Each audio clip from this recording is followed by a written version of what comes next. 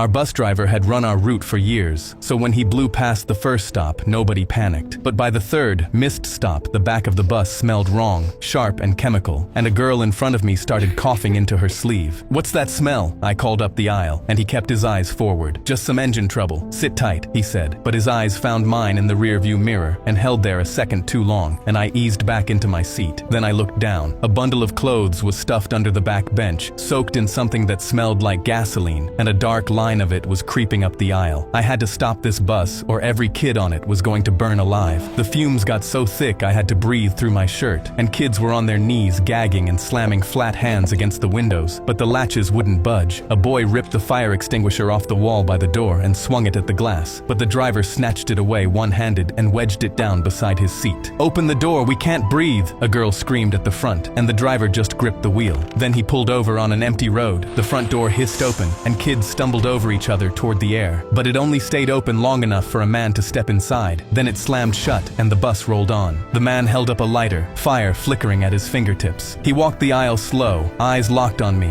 and stopped with the flame an inch above the soaked clothes. "Hey kid, remember the basketball court? You pointed me out to the cops, and your little story bought me 4 years inside. Dear old dad knew right where to find you." He nodded at the driver, who wouldn't meet his eyes in the mirror. My legs went weak, but 2 kids hauled the arm with the lighter toward the ceiling. 3 more tackled his knees, and I lunged for his wrist as the flame dipped and lifted and dipped again. "It wasn't a story," I screamed from under the pile. "He was beating a kid half to death, and that's all I ever told them." The man grinned, still forcing the lighter toward the floor. "You should have kept your mouth shut." The driver slammed the brakes so hard we all slid into the seats, and he was up with the extinguisher he'd taken from that boy. "You told me you didn't do it." Then he pulled the pin and buried the back of the bus in foam, the soaked clothes, the line up the aisle, us, until everything was white. His son tore one arm free, finally got the lighter lit, and dropped it. The flame died in the foam against my shoe. There was nothing left for it to burn. His boots slid out from under him in the foam, and the kids pinned him there. And the man who had driven us safely down that road for years stood over his own son and finally let the empty extinguisher fall.